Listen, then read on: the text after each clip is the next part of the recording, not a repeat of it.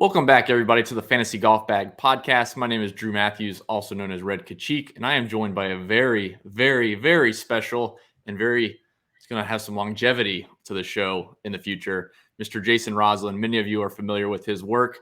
The announcement today, you may have already seen. This might be the first time you're hearing about it. Fantasy Golf Bag, Jason Roslin. We are shaking hands.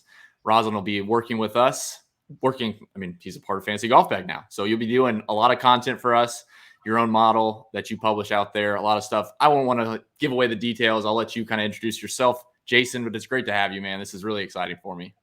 Yeah, Drew, this is awesome. And I will say probably like 5 years in the making.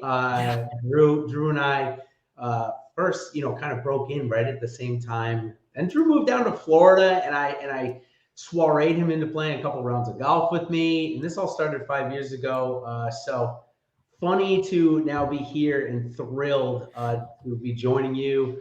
I felt like our paths would cross eventually, and so thrilled that they did, man. I'm really happy to join and take Fantasy Golf Bag to the next level. I've always had such an affinity to the name. I think with this, this world of where we are now, there's so much that can go into the Fantasy Golf Bag. So yes, of course, the PGA DFS stuff and the golf betting stuff is going to be primary focus, but we've got a lot of other things to go over as well and to come in the future. Yeah, this will obviously, most of the people that are current members and hopefully many people will follow suit now that we were at a lot of content, a lot of extra content now, and some tools. And, the people that have been with Fantasy Golf Bag back since 2018, even before the Millie Maker win, after the Millie Maker win, they've seen a lot of talent come and go. Skylar Hoke was a big favorite of a lot of guys, and a lot of the tools that we have now are kind of, products of his work for the last couple of years. And then with COVID going on, Fantasy Golf Bag taking a kind of a dip and going elsewhere, coming back with myself and figuring this is really where I want to spend my time. To me personally, I think you're kind of on the same page. The amount of time and effort that we put into PGA DFS and betting, especially, it requires a certain level of passion. And there's just something different about doing your own product that kind of adds to the appeal of putting the time in to know that you're making the best product for yourself, for your members and subscribers. So I'm really excited to kind of take where, I've kind of resumed Fantasy Golf Bag, and now I feel like it's done really well. And now take Jason, take it to the next level, like you said. But yeah, go ahead. And I don't know if you want to talk a little bit about background or if you want to talk about the key pieces of content. I think most people are familiar with the stuff that I provide now, and maybe we start to rework a little bit of that. I know you want to talk about the Spectrum data and some key stuff on our data side. But I don't know if you want to hit on anything specifically from your content side, because it is a lot. There's a lot of stuff that I've had a taste of over the last couple of years, but maybe a lot of people that aren't familiar with all of your work, or maybe just some of it, tell them what they're going to get. Yeah, so it's funny. My path in this industry has been a fun one. I started, like 7 years ago at this point with Fantasy Golf Insiders. I love those guys, Jeff and Zach. I'm still friendly with them now. Started by my first article was reviewing other pros and what they did and how they allocated their shares.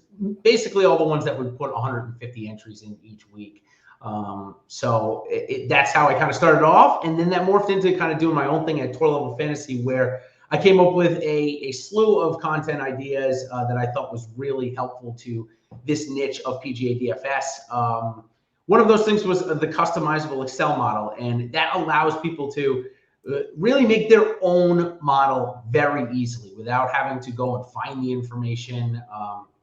Basically just plug in their percentages, what they like, and it gets a whole model. So that's something I'm really excited to bring back into the mix. I had stopped it for a year and a half or so, and I've now made it better and happy to introduce that to our Fantasy Golf Bag members.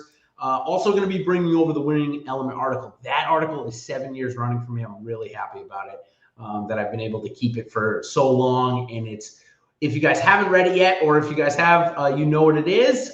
It is my picks and allocations for the week, my picks, bets, and allocations. So I give you everybody in my player pool and what percentage I'm playing them. So also is going to go over some weather stuff and all of that. So exactly how I'm playing, I'm all about transparency, always have been. And I will say, the ups and downs of PGA DFS is like no other, because not only do we have to sweat on Sunday for 4 days. Well, first of all, we have to sweat for 4 days, which is like no other DFS. Yeah. We've got 2 sweats in it. We got to get through the cut on Friday to even get us to Sunday. It's great. I love being a part of it. I love golf specifically too. My game is getting worse and worse because I have 2 children, but that's the more and more I'm going to get to play golf with you now. Hopefully it'll be better. And Drew, we've had some fun on the golf course. In fact, one of our best memories out there, we were at Stream Song. I don't know if any of you have been there, but if you haven't, check it out. Stream Song Resort is amazing out there. Nonetheless, we were playing with another industry friend of ours, Matthew Smith at Sammy Knoll. And, well, Drew was a solid 8 under through 12 holes, something in that range. I don't know the exact ones. Either 8 or 9 under through 12, and we stood on the par 5, either 13 or 14. Drew had an eagle look to get to 10 under, and Matt said, "Whoa, Drew, you're on a 59 watch right now." And we all know what happens when that stuff is brought up. But nonetheless, we had a lot of fun. Drew, you certainly took some money from Matt and I that day, no doubt about it. But that's just a little of our history, a little about what I'm bringing to the team. We've also got a bunch of other stuff we're going to be bringing to the table, a showdown model that I've been working on with Drew. And hopefully we've got an optimizer in the works that people that were members at Total Level Fantasy will remember. Hopefully we're going to be able to bring that back to the ball game. And that's from my side. Again, we're always going to be changing, but we also have a couple of other things that are going to highlight what content I'm bringing out. So if you're interested, of course, check all that out. Yeah, I think the biggest point to hit on for me is, when there's usually announcements like this, some type of acquisition or partnership going on, everyone says, big things are coming. Well, the good thing with this is all this content's already available. And by the time you probably are listening to this or watching this, you're going to see Jason's content already up on the site. So the content is going to be there from day one, which is great. The tools, like Jason said, several of them are going to be available immediately. A couple, kind of the old cliche, we are going to work on it. The optimizer has been a very, recommended tool to add on to the fantasy golf bag product. We had one back a couple years ago, and it went with our last kind of acquisition, and then it stayed. So this will be good. I think in the industry, there used to be a couple. I know Jason's familiar with one of the companies as well, but it would be a free optimizer up to a certain limit. And a lot of guys I would kick over there because they don't need to run 150 lineups. They don't need to set, 25 rules or whatever. And it was a great product for that. And I think it's changed a little bit from what I've heard. So this will be a great opportunity to bring people back and find, one central location to find your projections, plug it in. You can run your lineups, get out of there and enjoy your week. You don't have to spend an hour or 2 hours setting up an optimizer. If you're investing $3,000, $4,000, $6,000 into GPPs for a million maker, you might want to spend a few more hours. But for most people, they're just looking to, get their player pool right. And we have all the tools to do that. Get your optimizer, get the projections, trim out your player pool, run it, and, go grab a drink and enjoy the golf. And I think that's an important part that, I think some companies have really started to hit on that, where the casual golfers really want what you're giving them in your first article in terms of, what are your plays? What are your allocations? Like that helps so many people, because not that everyone's going blind, but when you go use a model, like we have our EAP model, you're going to have your model available, and guys will go through there and say, Jason didn't include this guy. I wonder why. And then you provide a reasoning for including someone or excluding someone. So it's a very beneficial tool to have, your self-service tools and then have the content to back it up. Of course, the Discord's available. Jason will be hopping in there as far as the premium bets, which he's excited to start offering as well. Other than that, I think the biggest. Go for it. We're recording this on Sunday at the Scottish Open as I watched Joe Ying come three putt for bogey on 18, ruining the bogey-free putt. But still, I think getting in the top 5, which was a 65-1 payout this week. So really, was it really? Top 5 was 65-1. Wow. 400-1 on DraftKings. I don't know why they inflated him so much, because as he played good through the weekend, his odds to win the Open are 300-1. Yeah, so they're lower than the Scottish Open. It was a bad line. I grabbed it early. Looks like that's going to hold no matter what. He's -5, so that puts him in third alone. And as we were talking, I think that's going to get him close to a PGA Tour card. So somebody to look out for. That's one of, for those of you that haven't been following me, and for those of you that have, you will know this. I love trying to find those young golfers that the books don't know about yet, maybe not trust yet. We hit Goddard up last week at the John Deere Classic, something similar with the top 5 bet. So they don't have to win to earn a really high return on betting them. So something I'm going to love to bring to the mix as well. Yeah, that's something that it's been tough for me to get into as a one-man show for the most part when I'm running data from Sunday night all the way through pretty much Tuesday morning with projections. And then trying to pump out some content. It's very difficult to kind of balance everything. So I think people really appreciate the added content that you're going to be able to bring. Let's talk about the schedule let's talk about the content schedule. Yeah, so what people can kind of expect to see. You put out a first look article at really we're going to focus on it being a statistical based article. So, when you show up and read the article, you're going to know that this week, golfers on average are going to hit X amount of fairways, X amount of greens, scoring averages, and that kind of stuff. So it's just going to set the week, not too much in terms of player content or any just an easy way to get your expectation right for the event upcoming. Like you can jump right into it. You can find the data that's necessary for you to start doing. Like we said, the self-service tools. You find the data like reads and regulation, the scoring. I think scoring is a really big one. And then you can dive right into it on your own. You don't have to wait, 2 days to figure out, what should I be focusing on? Now you're starting to kind of learn what to look for in a golf course. Exactly. And that'll be out probably Sunday or Monday, late Sunday, early Monday. And at the same time, I'll be able to have my customizable, at least the first run of it come out. Now, before I get salaries, which typically come out, Monday afternoon for everybody, it's hard to pinpoint exact, finished model, but I do put it out as early as I get the field. So if people want to start running models and that kind of thing, they certainly can. And I'll be updating it through the week. But because it's on Excel, what you're going to have to do is once I make an update, you're going to have to re-download it to get that update. I believe if my memory serves me correctly. Yeah, that's right. OneDrive works. Yep. So that'll be Sunday, Monday. And for your model, Drew, they can expect probably no change of when you typically release it, right? Yeah, because I wait for the tournament to finish. We'll run all of our data. And usually the models are updating overnight. And by, Monday afternoon, I just wait for the pricing to come out. Yep. As soon as pricing comes out, I'll finish it and I'll publish it. So usually by Monday afternoon, you can find the full EAP model, which includes the last 5 tournaments, 10 tournaments, and 15 tournaments. And then you have a blended model at the back that you can decide how much weight for each specific length of time you want to weight to an overall model. So that's a really good tool. I mean, that's the primary tool for us up to now was using that. That includes our spectrum data, which people really love. We use that for Showdown as well. And all of our data is weighted. So I know Jason probably hasn't had a great chance to dive into it yet. So we're looking forward to introducing it to him. But I'm a big fan of it. Everything is weighted to the field. So there's nothing, there's no raw. They average 6 birdies in event, 6 birdies per round. What does that mean to the field? Did they play the Sanderson or did they play the Scottish Open? So everything's weighted to the field. And then the spectrum data, like I said, and there's a lot of proximity based data, which I alluded to from Skylar Hoke was kind of a big work and we did together with determining, we get into stroke scan. We can talk about that for a long time, but in terms of like having a lot of good opportunities, that's like the key, especially in Showdown, but better opportunities. Yeah, exactly. I mean, that's really what it boils down to.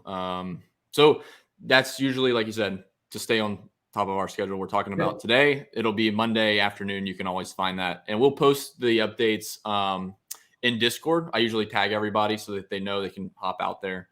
But you can always look for it on Monday and feel pretty sure that it's the current field for the week.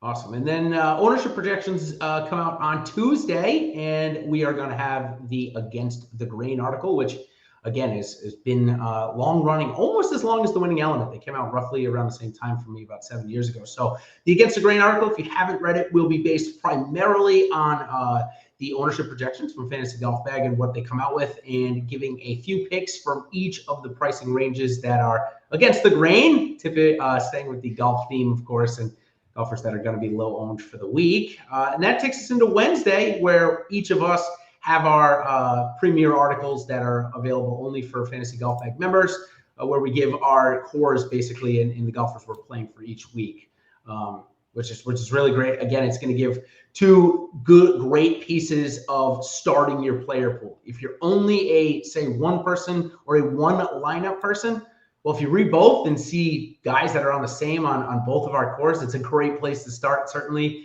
or what we'd recommend to be starting your lineup with. And if you're looking for, say, a last couple of golfers in that one lineup, looking for somebody that either both Drew and I mentioned, or say taking one from each of them, I think it's going to give people a great option when they're going to make their lineups. Again, that's what we're trying to do. We're trying to get people, when they're making their lineups, to start off in the best possible place they can. Again, we're not going to say give lineups away, but we're going to give as close to it as possible to help you, ultimately make profit in this game.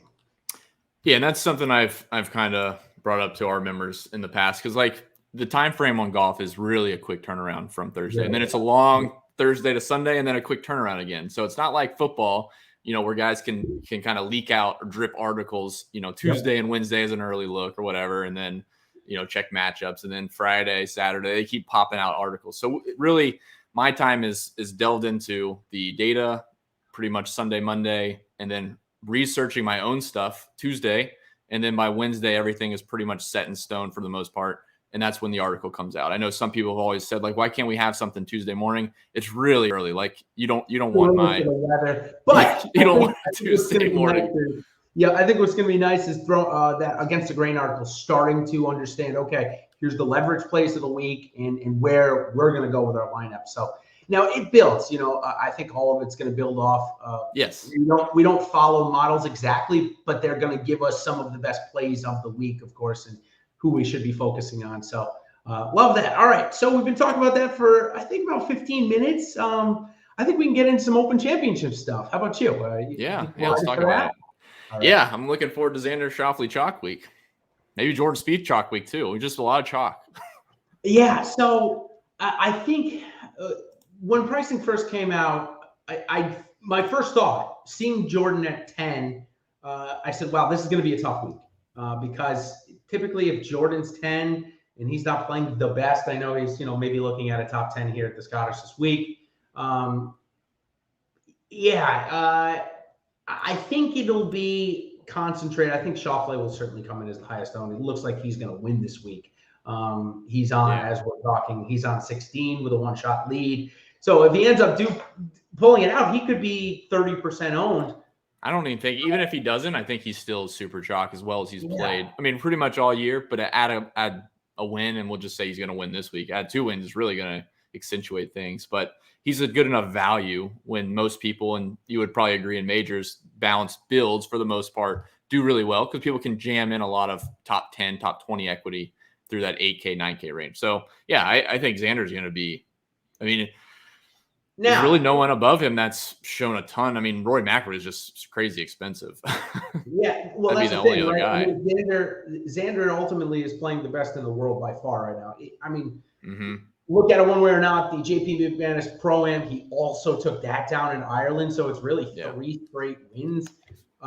If he does end up pulling the Scottish out, it's going to be tough to get away from him. What I do like, though, is if he ends up coming in the top 5 or winning the Open, with it being such a deep field, 156, probably more players. They might even go over that, depending on how things work out. I might still play him, to be honest with you. This is really hard to fade him. He's playing phenomenal golf. Yep. Yeah, exactly right. So in terms of early leans, if you go Xander, do you think at 16-1 he's still a pretty decent value to start off your card? Probably not 16-1, no. To me, at least. So that's what I thought as well. I'd like to get him in the 20s, and I think a guy that's playing well in the 20s that I want to talk about is Patrick Cantlay, 25-1. I know he hasn't won a major yet, but he finally showed that he can play links golf here this week at the Renaissance Club. He's going to end up in the top 5. What do you think about that? You think 25-1 Cantlay starts off pretty good value, or would you rather add a Spieth or someone better to start a betting card? I just think with such a deep field, I'd rather go a little bit deeper. So 20 to 1 plus is probably where I would look first. I just don't feel like you're getting a ton of value with, if this was, half the strength of the field, 14 to 1 Jordan Spieth makes a little bit of sense. When this field, as well as he's playing too, I'd rather go to 25 to 1 for a Cantley. That's my first click versus going down into the teens for someone like a Spieth, just in this type of field.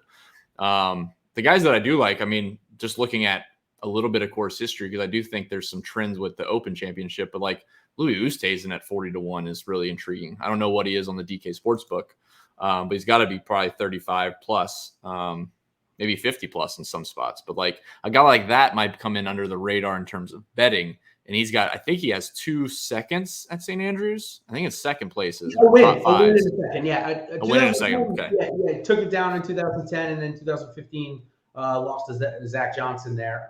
But he's not been playing awful on the Live. Take him for what it's worth. I mean, Liv's it's like a half Corn Ferry Tour event, but speaking of that, he's been playing okay. Joe, I totally forgot to bring up that we are going to be providing Live content when we do show it. Again, for us, DraftKings is putting out solid contests, and there's betting options available. Those are the two things, at this point that we're worrying out lifestyle pieces and what we feel about it. Well, maybe that'll come once we get into a groove and, we can kind of focus on that or a little bit outside of that. But right now, that's the info we're providing. So I did want to bring that up as we were talking about it. But I think Louis, again, he's shown at this golf course that it just works for him. He is 40 to 1 on DK Sportsbook. I think that's great. Tiger, does he tee it up or not? I think he probably does, given how he played in the practice round today. I'm actually surprised he's played as much golf leading up to this. I know. From what I've seen, him up in Ireland getting ready, like he doesn't need to do that. So he must be feeling okay. He played so badly at the Pro-Am that I talked about Xander winning the JP McManus. Mm-hmm. What do you think from that? He had 2 birdies in a Pro-Am in 36 holes. I mean, it's not good. I didn't really have high hopes for him anyways. And honestly, he could have played really well, and I still would have been a little bit hesitant because ownership's going to drift with him anyways. But I do think he plays. I've heard rumors that people think this is his, his last major, I guess, or not even last major, maybe last Open Championship. I'm not sure what they're getting at, because a lot of guys, historically speaking, they find the Open Championship at St. Andrews as their place to say goodbye to competitive golf, which I don't see this as into competitive golf. Maybe. I mean, and if it is, then he's definitely going to play, and he's going to walk off on the second round is what it would turn out to be. But I do think he plays. I'm just surprised that he's been up in Ireland and Scotland playing for the last week and a half, I think, at least last week. I'm kind of surprised at that much golf for him having to withdraw from the U.S. Open because he's resting, and now all of a sudden he's walking and playing in somewhat difficult conditions with the wind and stuff. So yeah, hopefully this is a good sign. But as far as betting goes on him, it's hard for me to get behind with how strong the fields are nowadays. The numbers are 60 to 1, 66 to 1. Yeah. I don't have any interest. It'd be really cool to see, but it's just realistically, he hasn't shown me enough for the click. Agreed. In the next range, the 50 to 100 range, anybody stick out to you that you say, even when the each ways are posted, which they aren't right now, that you might be clicking? My first one is Christian Poseidon, who he's in one of those runs of form. Looked like, terrible Thursday at the Scottish Open, and then all of a sudden ends up in the top 20 of the event. So I like him. He's sitting at 100 to 1. Again, I don't think he can win this tournament, but can he get into the top 10, maybe even top 5? Yeah, I think he can. He's not going to miss any fairways here this week, or maybe he'll miss a couple, but certainly not that many given the driving accuracy and the width of the fairways, and he's got short game for days. So for sure, he was my first click, or will be my first click when the each ways come out. What is his odds at, DK? 100. So probably going to give like a 10 to 1 for a top 10, probably like a 5 to 1 top 20, something like a 20 to 1 top 5, somewhere in that range, maybe a little worse. Yeah, I'm just browsing a couple books. He's a little deeper on another book, so definitely shop around. So yeah, I think Corey Connors is really interesting. I was very interested in seeing how Sungjae played this week. It didn't look great. I think his ball striking has been coming back and just didn't play very well this week. So I'll probably have exposure on DK, but as far as a bet, it won't happen. Corey Connors, I see at 80-1, and I'm just looking at one book here. From a consistency standpoint, he doesn't have to go deep. He shouldn't have to go deep unless the weather really lays down. But I like the chances of an accuracy. He's really not that short. I always had the premise that Corey Connors was short and accurate. He's not that short. Like, he's at least above average slightly. So Corey Connors at 80-1, I like quite a bit. And that, for like a top 10, I think that's a safe bet. Safe might not be the right word, but at least a solid bet for most of the guys in that range. A lot of these other guys have just been spotty all year. Jason Day, there's no chance. Sergio, no chance. Scott interests me maybe a little bit. If he gets that broomstick, casting some spells, he certainly can get in the mix at an open we've seen before. He'd be interesting. He's at 65. I mean, if Brandon Grace is playing decent, which from what I looked at last night, his stats this week were pretty good. I think this week are very close to it. Yeah, so Brandon Grace might be an interesting one for the Open Championship. He's a good links player. Sorry, I'm just looking at the screen here. It looks like Jordan Spieth just hit it onto the let's see, what borders Muirfield, I think maybe borders the Renaissance Club, or one of those. Is it out of bounds? It doesn't look like it's out of bounds. But it's close. You know the hospitality where they have the launch monitors? It looks like it landed right in that launch monitor. Oh man. Not even close. His ownership's dripping. Good. As we talk, he's going down. That's what we want. Yeah. Yeah, I'm focused because I love playing Showdown stuff. Sunday Showdown is one of my favorite. That's going to be we're going to do a Sunday Showdown premium article for the site as well. Got to mention that. Yeah. Big fan of Showdown. I mean, that's a big part of our data that we provide, and I know we'll start talking more about it in the coming weeks. But love that. And then as far as live, at least so far, it's all been Showdown. And from what I've seen, I won't want to talk about it on the show, but there's been some significant edges in how people are approaching some of the days for live Showdown. So it'll be that'll be a nice benefit. I'm hoping. I was talking to a couple of people I might start tinkering with now that we have a few rounds of data, doing some type of projections for live, because from what I saw the last couple of weeks, there weren't any anywhere. So a lot of good stuff. I mean, I'm excited. Showdown is fun, and especially even if you're doing well on Thursday, it's still fun to chase it on Friday. It's still fun to chase it Saturday and Sunday, and the contests are just so big. It pays for itself if you hit something decent. I think I did that a couple weeks ago. Right now, actually, in the $500. I mean, it could pay for the whole week. Yeah, even if you're doing well, it's basically just like a free roll after that. So I really enjoy it. I think I need Spieth to par 18, and as I just said, he's in the hospital. That's not good. Yeah, interesting enough. So let's get into a couple of long shots on the bets, and then maybe just 2 or 3 top DFS plays, and then we'll jump on out. First one, Jo Young Kim, who I already mentioned, he was 300-1 when we started talking, and after the third place finish, maybe tied for third, it's down to 150-1. It was that quickly, cut it in half over on DraftKings Sportsbook. Maybe if other books have not picked up on this guy yet, that's somebody to look for in the each way. This guy's playing so good. Already a top 20 at a major championship this year, just 20 years old, South Korean. Look for him. Haotong Lee, he's another guy I want to talk about. A top 5 at an Open. Our buddy Matt Smith, actually, who I already talked about, knows this all too well. I think he came second in the Open Championship Millie Maker with this guy. Anyways, Lee, 150-1. He won a couple of weeks ago coming back. Those 2 guys on the each way market would be 2 that I'd really target coming into the week. So I think he's going to be a little bit forgotten now after this week has gone past. No, I haven't got to the guy yet. I haven't talked to the guy yet. Oh, sorry. Oh, you got a guy for him. I thought you were talking about Haotong Lee. Sorry. No. Haotong Lee probably will be forgotten from most of the Americans anyways, because they're not following too much on the DP World Tour. But I think I'm really interested in Ryan Fox, and I see some really deep odds. He was priced up for DraftKings this week. He got a good bit of hype because he's been playing fantastic. He's got 3 top 3s in his last 4 starts, one of those being the U.S. Open where he missed the cut. So be it.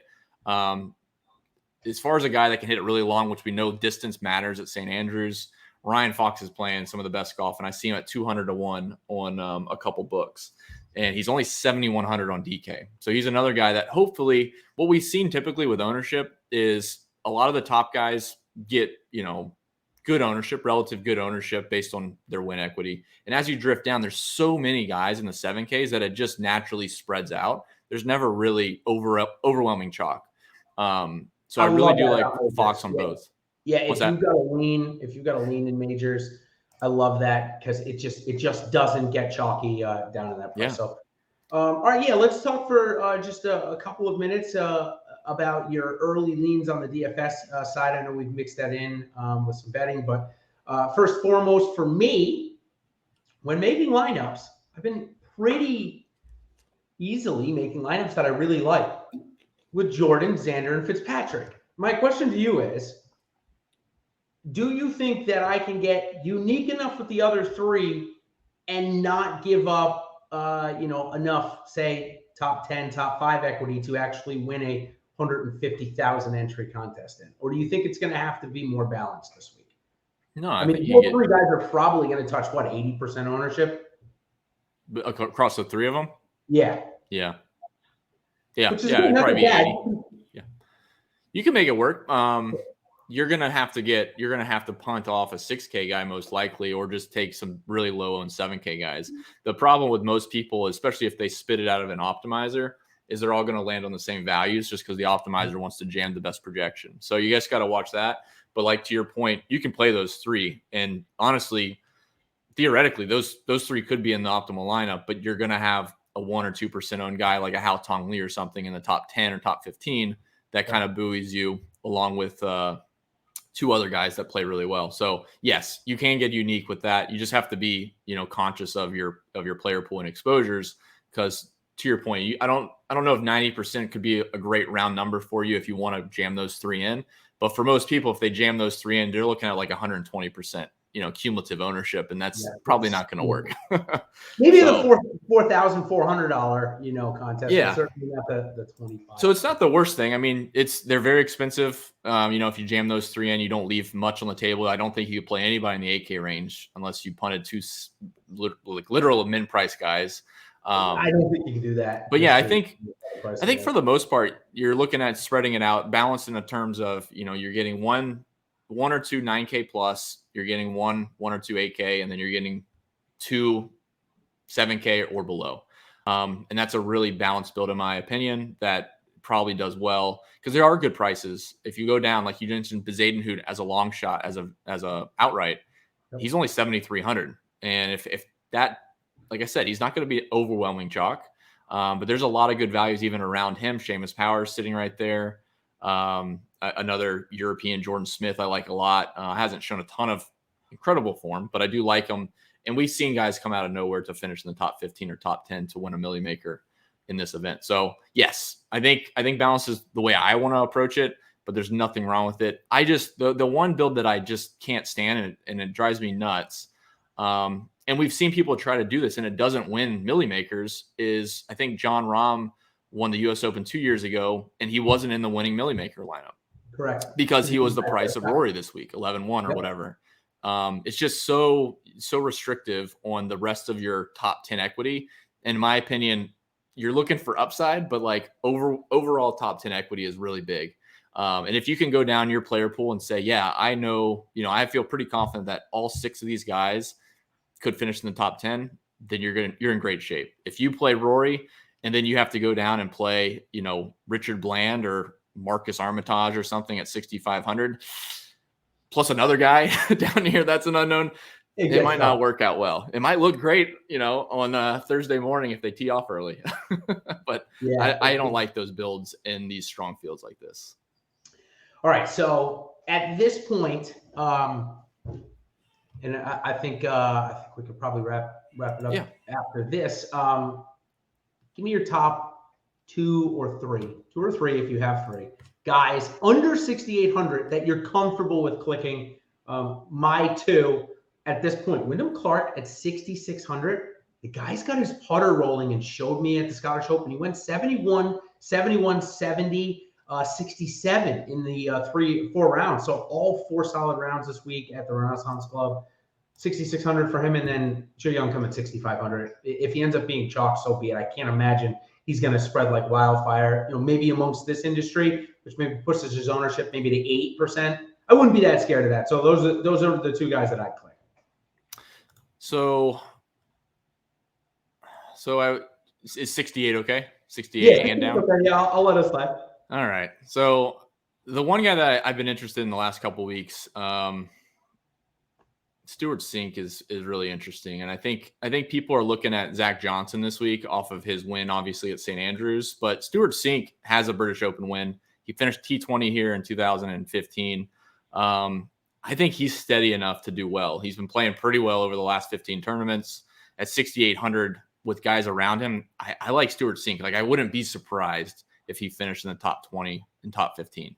A guy below that that just one bad round. I think Saturday was tough for him, but had a decent week. Yeah, he just seems like the kind of guy that's very steady. And from what I've heard in some of his recent interviews, his patience is better than it ever has been, and that's why he's playing, arguably the best golf of the last 10 years, of his 10 years. The other guy down here was Thomas Dietrich, just a high upside guy for a European Tour player. So if anyone's following deep in World Tour, it's just boom or bust. What's that? That's 4 right there. 4 plays right there that I'm certainly going to have as a big part of my player for this week. And those aggressive ones that I said, where I'm going: Spieth, Schauffele, Fitzpatrick. You mix a lot of those guys in, and you can do it. So I really like that. Well, Drew, I'm super thrilled about what we got going on. If you want to join us for the week, use promo code Scotland, and it's just $1 to come check out everything we've got going on over here. It's amazing. Again, I'm super excited for what we got going on. And moving forward, we're going to have a lot more too. So I know sometimes, like you said, people say they're going to come out with it. Well, week 1, you're going to be getting all of this content from me coming over. And then, of course, what we bring in the future. Yep. Thanks, Jason. Best of luck, everybody, this week. And look forward to seeing you on the Fantasy Golf Bag Discord. And we'll chat a little bit about golf. See ya.